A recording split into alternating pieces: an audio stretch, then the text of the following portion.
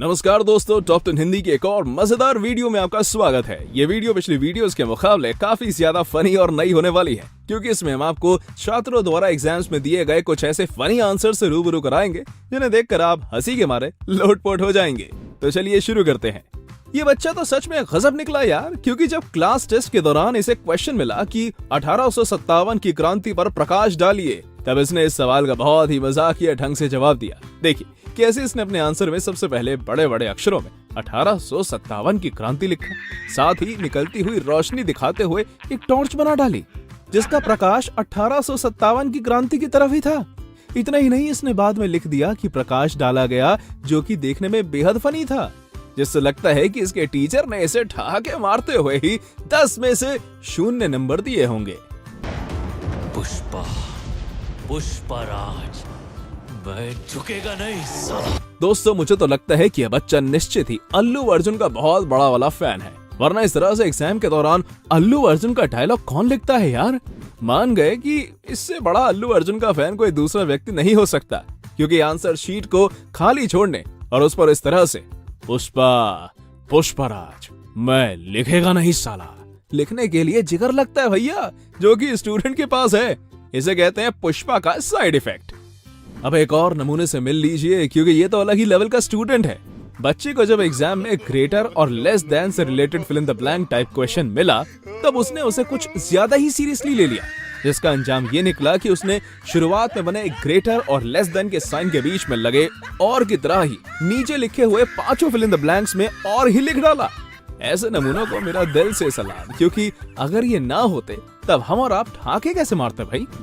English grammar का अपना ही जलवा है, जिसको समझ आ जाती है वो इंग्लिश में फ्लुएंट हो जाता है, और जिसे समझ नहीं आती वो स्टूडेंट जैसा ही नमूना बन जाता है। इसकी मैडम ने इसे क्लास में कुछ वर्ड्स के ऑपोजिट वर्ड लिखने को दिए, पर जनाब को चाइनीज सिंबल ने कुछ इस कदर धोखा दिया था कि जब इनका एक वर्ड ओरिजिनल आया, तब उन्होंने इसका ऑपोजिट आर्टिफिशियल नहीं लिखा बल्कि चाइना लिख डाला। वैसे इंग्लिश के मुताबिक तो यार ये बच्चा गलत है, पर अगर टेक्निकल तौर पर देखा जाए तो बात तो इसने सही लिखी है, क्योंकि चाइना का माल कभी भी ओरिजिनल नहीं होता। यही होता है जब छात्र को बायोलॉजी में इंटरेस्ट हो और घर वाले उसे जबरदस्ती मैथ पढ़वा रहे हो। भाई साहब, मेरे हिसाब से छात्र ने वैसे तो बिल्कुल सही और तगड़ा जवाब दिया है, पर मैथ के पॉइंट ऑफ व्यू से ये जवाब बिल्कुल गलत है। दरअसल इसके मैथ टेस्ट में जब क्वेश्चन आया कि बॉब के पास 36 कैंडी थी और उसने उसमें से 29 कैंडी खा ली, तब उसके पास क्या बचा। अब मैथ के हिसाब से तो इस सवाल का जवाब 7 कैंडी होना चाहिए, पर स्टूडेंट है ना बायो लेवल, तब उसने इसका जवाब बायोलॉजी की भाषा में ही दिया और आंसर में डायबिटीज यानी कि बॉब हैज डायबिटीज लिख डाला, जिसे देखकर आपको क्या इसकी टीचर तक को हंसी आ गई होगी। इसे कहते हैं एक्स्ट्राऑर्डिनरी स्टूडेंट, क्योंकि जब इसके हाफ ईयरली एग्जाम्स में कबीर दास के ऊपर निबंध लिखने और अमिताभ बच्चन के ऊपर लेख लिखने जैसे 2 क्वेश्चंस आए, तब इसने इन 2 सवालों का बहुत ही चतुराई भरा जवाब दिया। आप ही देख लो कैसे इसने कबीर दास का नाम लिखकर उसके ऊपर निबंध लिख डाला और इसी तरह अमिताभ के ऊपर लेख लिख डाला, जो कि देखने में काफी ज्यादा फनी था।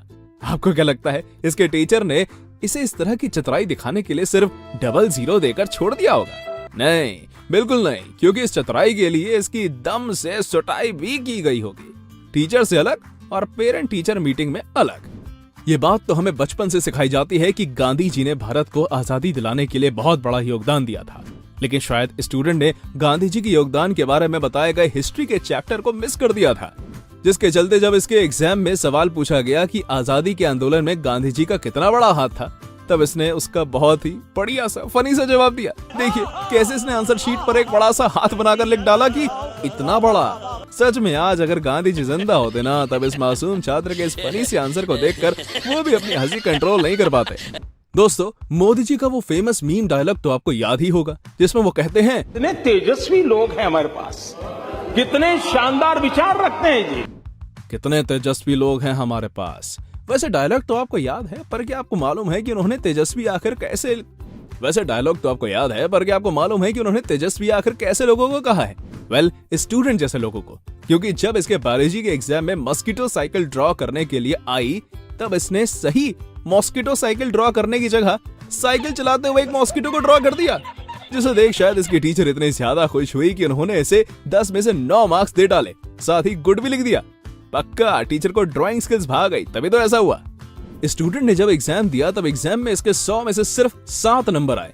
फिर क्या था, टीचर नहीं चाहती थी कि स्टूडेंट को इतने कम नंबर देखकर बुरा लगे, इसलिए उन्होंने इसे 100 में से दिए तो 7 नंबर ही, पर उसे कुछ इस तरह से लिख दिया कि कम पढ़े लिखे इंसान को ये नंबर 49 लगेंगे।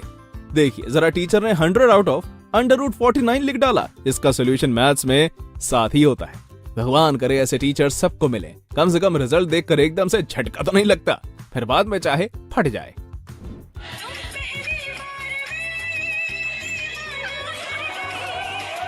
आजकल की पापा की परियां तो सच में कमाल ही कर देती हैं। मतलब यार मानना पड़ेगा, ज्यादा नंबर पाने के लिए क्या गजब का दिमाग लगाया इस बंदी ने तो। वाह, क्या डांस कर रही है अपने सर के सामने। मुझे तो लगता है कि सर इससे पक्का इंप्रेस हो जाएंगे और इसे ज्यादा नंबर दे देंगे। आपको क्या लगता है, कमेंट करके बताइएगा। कंट्रोल। अभी तक तो आपने दिमाग लगाकर टेक्निकली सही जवाब देने वाले स्टूडेंट्स को देखा था, लेकिन जब बात परीक्षा में बैठे नमूनों की हो रही हो तब चीटर्स की चर्चा किए बिना तो ये बात खत्म नहीं हो सकती। स्टूडेंट को जब पता लगा कि एग्जाम में पैसे रखकर ले जाना अलाउ है, तब इसने अपना खुराफाती दिमाग लगाया और 20 और 10 रुपए के 2 नोटों को एक कागज के आगे पीछे कुछ ऐसे चिपकाया कि देखने में वो नोट ही लगे। फिर क्या था, जब ये एग्जाम देने गया तब पकड़ा गया। इसके बाद इसका नकल प्रकरण का फॉर्म भरा गया। चीटिंग करता है तू, चीटिंग करता है तू।